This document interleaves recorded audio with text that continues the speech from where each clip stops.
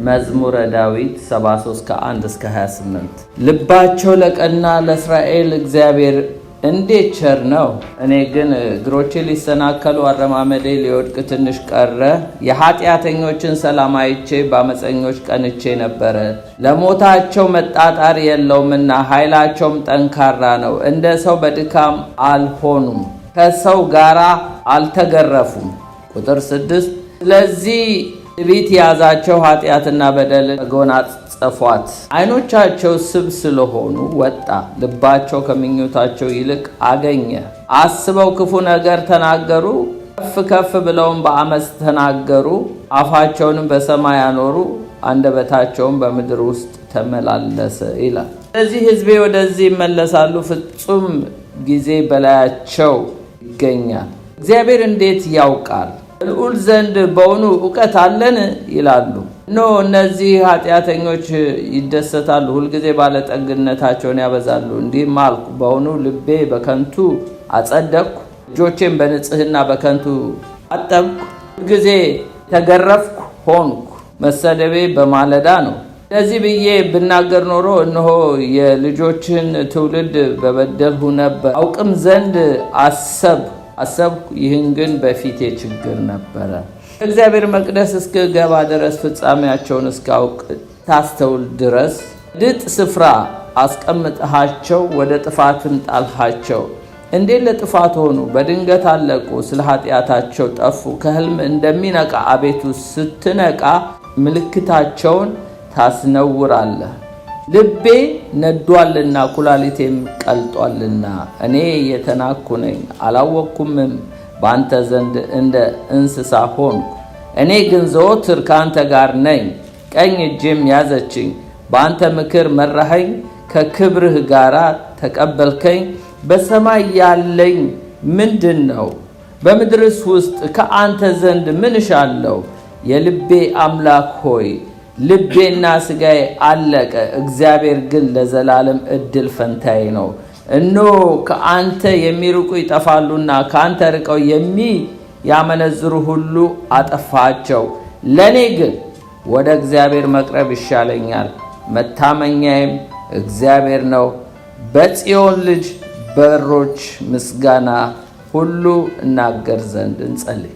እግዚአብሔር አምላካችን ሆይ እናመሰግናለን። ቃል ጽሑፍ ብቻ አይደለም፣ እንጀራ ነው፣ የሚበላ ነው። መግበን ነፍሳችን እነሆ ጌታዊ ሰው በእንጀራ ብቻ አይኖርም ከእግዚአብሔር አፍ በሚወጣም ተብሎ ተጽፏልና፣ ለነፍስ የሆነውን እንጀራ ቆርሰ ስጠን።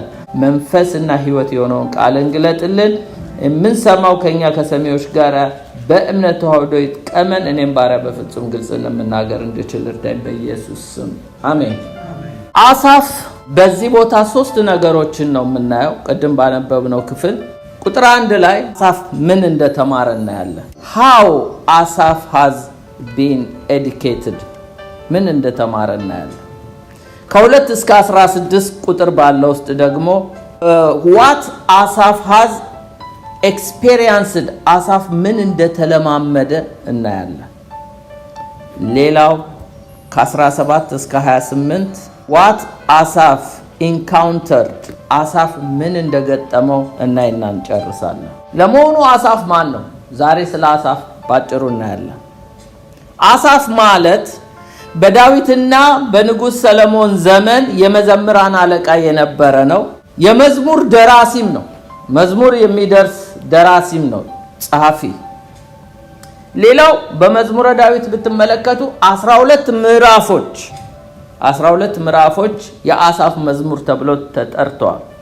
መዝሙር 49 እና ከ72 እስከ 82 ያሉት የአሳፍ መዝሙሮች ናቸው። ሁለተኛ ዜና 29:30 ላይ እንዲላል ንጉሥ ሕዝቅያስና አለቆቹ ሌዋውያንም በዳዊትና በባለ ራእይ በአሳፍ ቃል እግዚአብሔርን ያመሰግኑ ዘንድ አዘዙ፣ በደስታም አመሰገኑት፣ አጎነበሱ፣ ሰገዱም ይላል።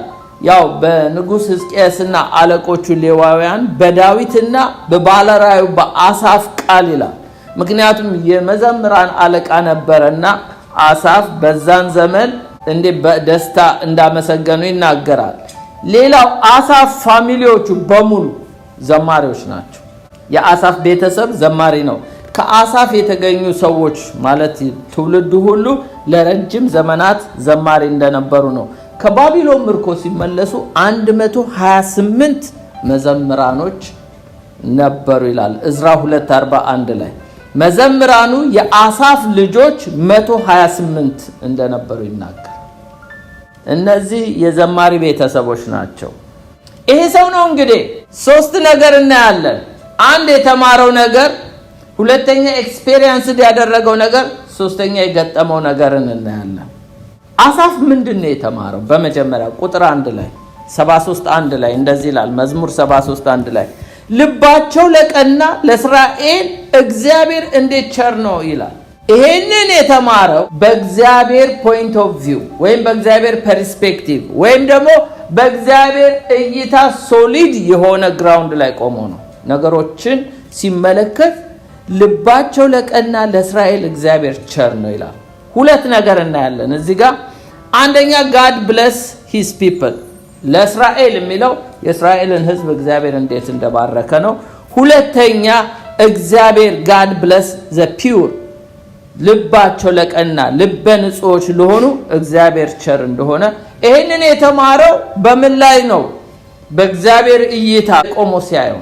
መዝሙር 84:11 ላይ እግዚአብሔር አምላክ ምሕረቱንና እውነቱን ስለወደደ ሞገስና ክብርን ይሰጣል፣ እግዚአብሔር በቅን የሚሄዱትን ከመልካም ነገር አያሳጣቸውም ይላል። በእግዚአብሔር እይታ ቤተክርስቲያንን ካየናት፣ በእግዚአብሔር እይታ እስራኤልን ካየናት፣ እስራኤል ብለስድ ነች። የአብርሃም ዘር ሁሉ የተባረከ ነው። እኛም የተባረክን ነን። በክርስቶስ ኢየሱስ በሰማይ ስፍራ በመንፈሳዊ በረከት የባረከን ይላል።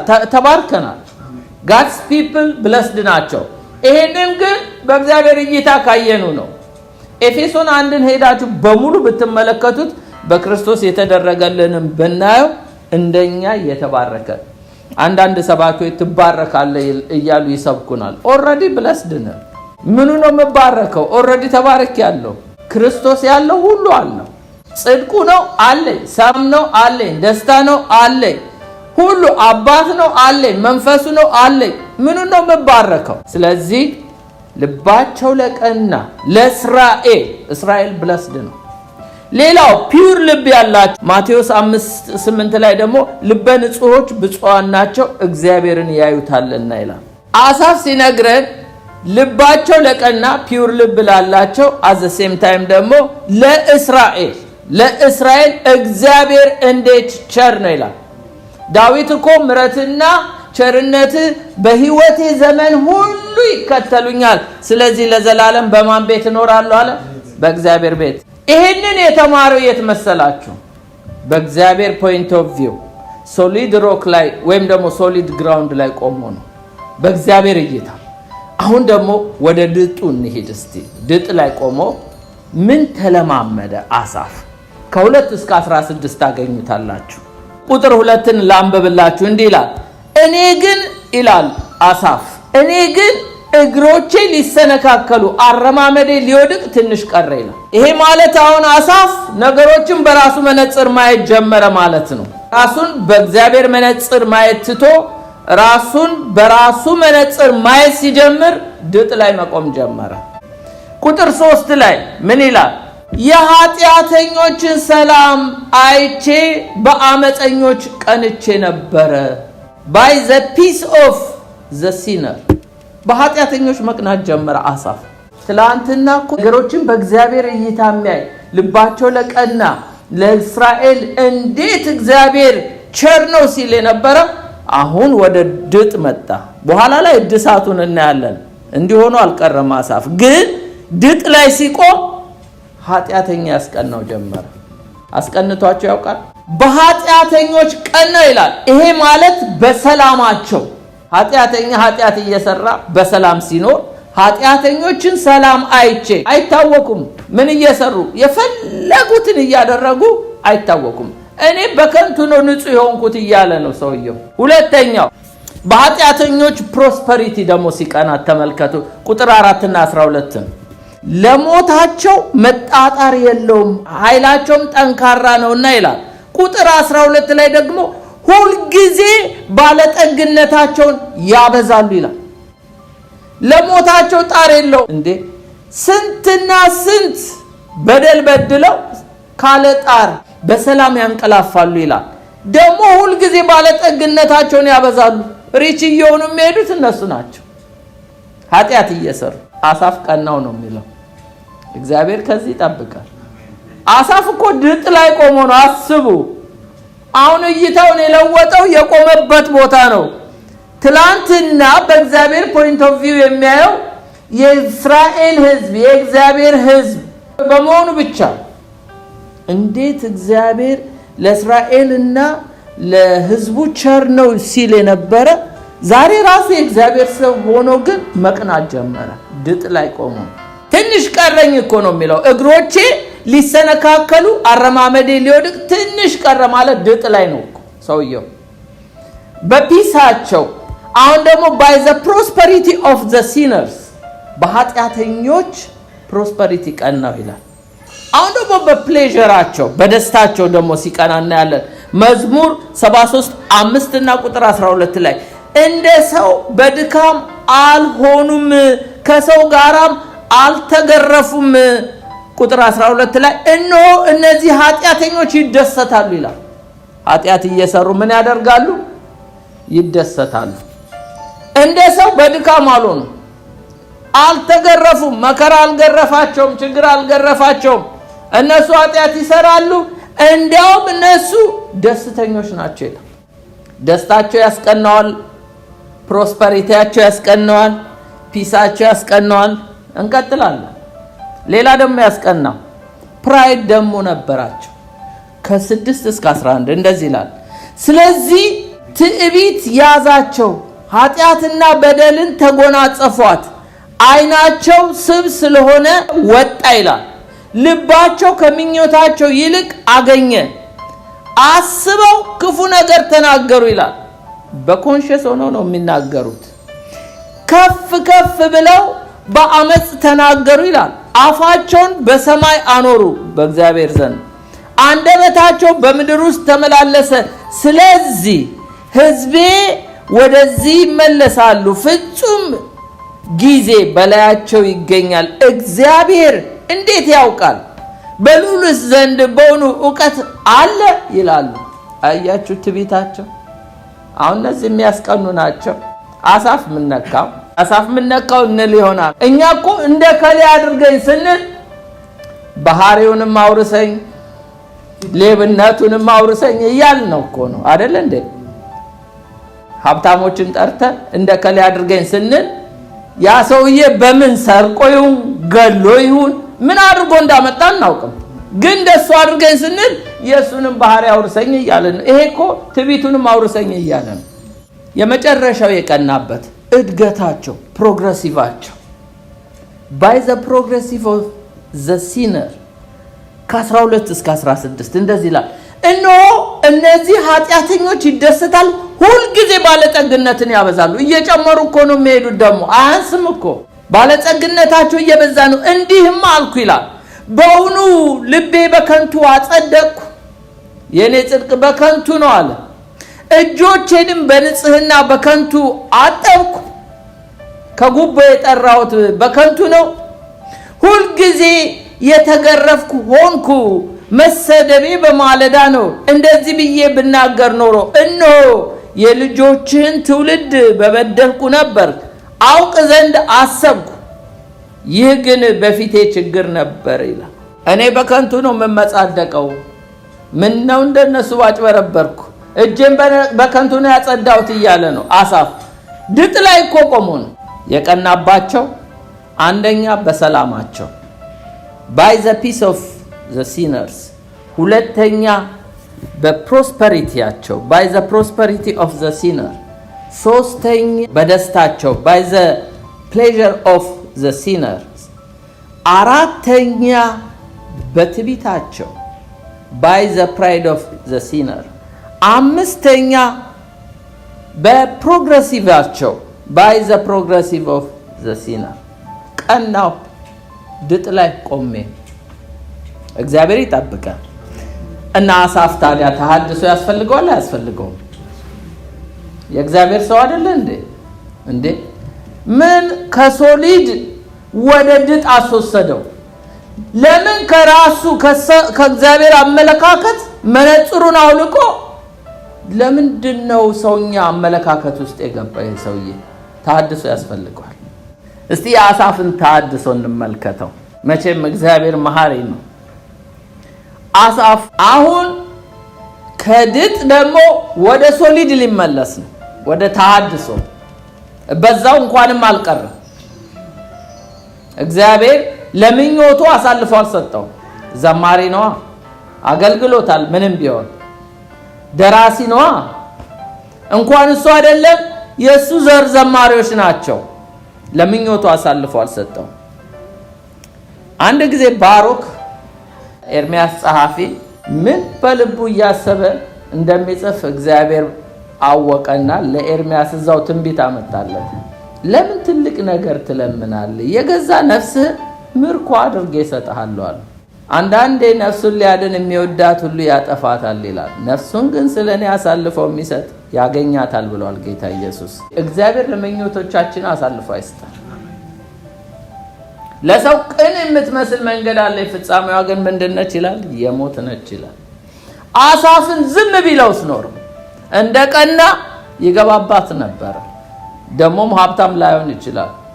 ጊያዝ ኤልሳ ብርህም ወርቅም ላንተ ይሁንልህ ብሎ ንዕማንን ሲሸኘው ሄዶ አታሎ ዋሽቶ ተቀብሎ ሲመጣ ንዕማን ጆርዳን ወንዝ ውስጥ የጣለውን ለምጽ እሱ ለበሰው። እሱ ብቻ አይደለም ዘሩም ለበሰው። ውሸታም ሆኖ አያችሁ። እግዚአብሔር አሳልፎ አይስጥ። ድጥ ላይ ከቆምን ይመልሳል። በራሳችን ፖይንት ኦፍ ቪው በራሳችን ፐርስፔክቲቭ ነገሮችን ሁኔታዎችን እይታችን እንዲሆነ እግዚአብሔር ወይ መልሰኝ፣ ያንተ መነጽር ስጠኝ። ለዚህ እኮ ነው ምን አላት ሎዶቅያን? የአይን ኩል ከኔ ግዢ አላት። ምክንያቱም አጥርተሽ እንድታይ እኔ ኦይንትመንት አለኝ፣ ቅባት አለኝ። ነገሮችን በእግዚአብሔር እይታ እንድታይ የአይን ኩል ከኔ ግዢ አላት። አሳፍ ሲመለስ እናያለን። አሳፍ ሙቭ ፍሮም ስሊፐሪ ግራውንድ ቱ ሶሊድ ግራውንድ ሲመጣ እናያለን። የአሳፍ አመለካከት ሲለወጥ ቅድም ያልኳችሁ እንግዲህ 3 ነገሮች ናቸው። የተማረው ነገር ምንድነው? በሶሊድ ግራውንድ ላይ ሆኖ እግዚአብሔር ለእስራኤል እግዚአብሔር ለጻድቃኖች ያለውን ቸርነት ተማረ። አሁን ደግሞ ድጥ ላይ ሆኖ ደግሞ ምን ኤክስፒሪየንስ እንዳደረገ በኃጢአተኞች ቀና። አሁን ግን what አሳፍ ኢንካውንተር ምን ገጠመው? ምን ሁኔታዎች እንደገጠመው ስናይ ከ17 ጀምራለሁ። የመጀመሪያው የኃጢአተኞችን መጨረሻ ወቅ አሳየው እግዚአብሔር። ከ17 እስከ 20 the future of the sinners የኃጢአተኞችን መጨረሻ ተመለከተ። ወደ እግዚአብሔር መቅደስ እስኪገባ ድረስ ፍጻሜያቸውን እስካስተውል ድረስ በድጥ ስፍራ አስቀምጣቸዋል፣ ወደ ጥፋትም ጣልሃቸው። እንዴት ለጥፋት ሆኑ? በድንገት አለቁ፣ ስለ ኃጢአታቸው ጠፉ።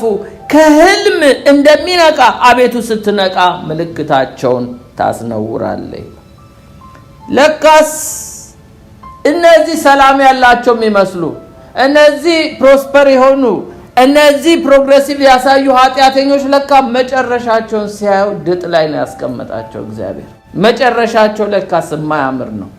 እሱ የሚቀናባቸው ሰዎች ፍጻሜያቸው የማያምር። በለዓም መቼም ባይሆንለትም እንዳው ከሞትኩስ የጻድቁን ሰው ሞት ልሙት አለ። የሚገርማችሁ እኮ ሲያሟርት ኖሮ ምን ነው በህይወት እያለ ምን ነው የጻድቁን ኑሮ በኖርኩ ብሎ በተመኘ ሞቱን ይመኛል። እዚህ ሲያሟርት ሰይጣንን ሲያገለግል ውሎ አሟሟቱ ላይ ግን ከጻድቃን ጉባኤ ሊገኝ ይፈልጋል። በለዓም ኑሮውን ነው እንጂ መመኘት ሞትን አይደለም። ምክንያቱም ምን ሰራ? ሲያሟርት ነው የኖረው። እነዚህ ሰዎች ለካ ሲታዩ ባለጸጋ ናቸው፣ ሲታዩ ደስተኞች ናቸው፣ ሲታዩ ሰላም አላቸው። ፍጻሜያቸው ላይ ዲስከቨር ሲያደርግ ፍጻሜያቸው አያምር፣ እንኳን ሊቀናባቸው ቀርቶ። ሁለተኛ የነሱን ፊውቸር አየ። ሁለተኛ የራሱን ፉሉሽነስ አየ። የራሱን ሞኝነት ሲመለከተው ደግሞ the foolishness of self የራሱ ሞኝነት ከ21 እስከ 22 እንመለከተዋለን። ልቤ ነዷልና ኩላሊቴም ቀልጧልና እኔ የተናኩ ነኝ አላወቅኩምም እንደ በአንተ ዘንድ እንደ እንስሳ ሆንኳል። እውነትም እንደ እንስሳ ሆኖ ነበር። በእነዚህ ሰዎች መቅናት ማለት አለማስተዋል። ልቤ ነዷልና ኩላሊቴም ቀልጧልና እኔ የተናኩ ነኝ አላወቅኩም በአንተ ዘንድ እንደ እንስሳ ሆንኳል። ምን ይል ነበር? God doesn't care ይላል። እግዚአብሔር ስለኔ አይገደውም፣ በቃ ምንም አይገደውም ይላል። አንደኛ ጴጥሮስ ምዕራፍ 5:7 ላይ ግን እርሱ ስለናንተ ያስባል የሚያስጨንቃችሁን በእርሱ ላይ ጣሉ ነው። እግዚአብሔር ይገደዋል። እስቲ ይገደዋል ተባባል እንዴ? እርሱ ስለናንተ ያስባል የሚያስጨንቃችሁን በእሱ ላይ ጣሉ ተብሎ እሱ ግን God doesn't care ነው። ሌላው God doesn't hear ይላል። እግዚአብሔር አይሰማም ይላል። ኤርምያስ 33:3 ላይ ወደኔ ጩህ እኔ መልስልሃለሁ አንተ የማታውቀውን ታላቅና ኃይለኛ ነገር አሳያለሁ። እግዚአብሔር ይሰማል እንዴ? አይንን የሰጠ ጆሮን የሰጠ አምላክ አላይምን አልሰማምን ነው የሚለው እኮ። የእግዚአብሔር አይኖች ወደ ጻድቃን ጆሮቹ ወደ ጩኸቶቻቸው ናቸው ይላል። እግዚአብሔር አይሰማም ብሎ ፉሉሽ ሆኖ ነበር። እግዚአብሔር አይገደውም በኔ ንጹህ ሆኜ እነሱ ግን ተባርኳል እያለ ይቀና ነበር። አይገደውም ይላል። ሌላው God isn't even there እግዚአብሔር እዚህ እንኳን የለም የሚል ሰው ነበር። ዕብራውያን 13:5 አካሄዳችሁ ገንዘብን ያለ መውደድ ይሁን ያላችሁ ይበቃችኋል እሱ ራሱ አለቅህም ከቶ አልተውህም ብሏልና ይላል። እግዚአብሔር አይለቅም አይተውም በእጆቼ መዳፍ። እሱ ግን እግዚአብሔር በዚህ የለም ወደሚል ደረጃ ደርሶ ነበር። የራሱን ፉሉሽነስ አየ፣ የነሱን ፊውቸር አየ። መጨረሻ ያስተዋለው ደግሞ የእግዚአብሔር ፉልነስን the fullness of God's sovereignty የእግዚአብሔርን የአዳኙ ሙላት ተመለከተ። ቁጥር 23 ላይ የእግዚአብሔር ፕሬዘንስ ከሱ ጋር እንደነበረ ምን አስተዋለ? እኔ ግን ዘወትር ካንተ ጋር ነኝ ቀኝ እጄንም ያዝኸኝ ይላል። በእግዚአብሔር ተይዞ ነው ለካ ይሄ ሰውዬ። እግዚአብሔር ህልውና ከሱ ጋር ነበር። ወገኖች እግዚአብሔር ይዞናል። አለቅህም አልተውህም ነው የሚለው እግዚአብሔር ዛሬ። አካሄዳችሁ ገንዘብ ያለ መውደድ ይሁን አለቅህም አልተውህም ነው የሚለው። በእግዚአብሔር እጅ ተይዞ ሰውየው እግዚአብሔር ስለኔ አይገደው እግዚአብሔር ከኔ ጋር አይደለም ይላል። ፉሉሽ ሆኖ ድጥ ላይ ቆሞ አሁን ግን ወደ ልቡ ሲመለስ ለካ እግዚአብሔር እጁን ይዞታል። ቁጥር 24 ላይ የእግዚአብሔር ፕሮቴክሽን እሱ ጋር እንደነበረ ደግሞ እናያለን። በአንተ ምክር መራኸኝ ከክብርም ጋራ ተቀበልከኝ ይላል። በአንተ ምክር መራኸኝ። ጌታ ፕሮቴክት እያደረገው ነበር። እግዚአብሔር ይገስጻል፣ እግዚአብሔር ይመክራል፣ እግዚአብሔር ልብን ያቀናል። አያችሁ ፕሮቴክት እያደረገው ነበር። ሌላው የእግዚአብሔርን ፐርሰናሊቲ እናያለን። ቁጥር 25 እስከ 26 በሰማይ ያለኝ ምንድነው? በምድር ውስጥ ካንተ ዘንድ ምን እሻለሁ? የልቤ አምላክ ሆይ ልቤ ስጋዬ አለቀ። እግዚአብሔር ግን ለዘላለም እድል ፈንታዬ ነው። ለኔ ብሩም ወርቁም አይደለም። የእግዚአብሔር ፐርሰናሊቲ ራሱ እግዚአብሔር በቂ ነው። ለኔ እድል ፈንታዬ እግዚአብሔር ነው አለ። እግዚአብሔር አንድያ ልጁን የሰጠን ሌላው እንዴት አይሰጠንም? ራሱን እኮ ነው የሰጠን። ይሄ ሰው እግዚአብሔር ራሱን ሰጥቶት እያለ ሌላ ነገር ይመኛል። ፐርሰናሊቲው በኋላ ላይ ምን ዲስከቨር አደረገ? እግዚአብሔር እድል ፈንታው እንደሆነ። የመጨረሻው ደግሞ the perception of God ግንዛቤ፣ አንድ ግንዛቤ ያገኘ። ቁጥር 27 ላይ እነሆ ከአንተ የሚርቁ ይጠፋሉና ካንተ ርቀው የሚያመነዝሩ ሁሉ አጠፋሃቸው ይላል። አያችሁ ለካ ከእግዚአብሔር ሰው እየራቀ ሲሄድ እንደሚጠፋ አላወቀም ነበር። አሁን ግን ዲስከቨር አደረገ። ከአንተ የሚርቅ ይጠፋል። እሺ አሳፍ አሁን በተሐድሶ ውስጥ እንግዲህ ሶስት ነገር ነው ያገኘው። አንድ የኃጢአተኞችን መጨረሻ አወቀ፣ የነሱን ፊውቸር። ሁለት የራሱን ፉልሽነስ አወቀ። ሶስተኛ የእግዚአብሔርን ፉልነስ የእግዚአብሔርን ሙላት አወቀ። ታዲያ አሳፍ እንዴት ነው በመጨረሻ ወደ እግዚአብሔር እይታ የገባው? መንገዱ ምንድነው ብትሉኝ አራት ነገሮች ናቸው። ጸሎት አንደኛ ፕሬየር ነው፣ ሁለተኛ መጽሐፍ ቅዱስ ነው፣ ሌላው ባይ ዘ ግሬስ ነው፣ ባይ ፌዝ ነው። በእምነት በጸጋ በመጽሐፍ ቅዱስ ወይም በባይብል በጸሎት ነው ወደዛ ከድጥ ወደ ሶሊድ የተመለሰ። ምናልባት እኔ ፐርስፔክቲቭ ተበላሽቷል ዛሬ መመለስ እፈልጋለሁ ካልን ጸሎት መንገዱ ነው። መጽሐፍ ቅዱስን ቃል ማንበብ መንገዱ ነው። የእግዚአብሔር ጸጋና እምነት መንገዱ ነው። ያ ከሆነ በዚህ ማጠቃለያ ጥቅስ እንዘጋለን። ቁጥር 28 ላይ ለኔ ግን ወደ እግዚአብሔር መቅረብ ይሻለኛል፣ መታመኛ እግዚአብሔር ነው፣ በጽዮን ልጆች በሮች ምስጋና ሁሉ እናገር ዘንድ አለ። አያችሁ፣ በጸሎት በመጽሐፍ ቅዱስ በጸጋና በፌዝ እኛም ወደ እግዚአብሔር መቅረብ ይሻለናል። ልክ ወደዚህ አመለካከት ስንቀርብ እይታችን ይለወጣል። እግዚአብሔር ይባርከን።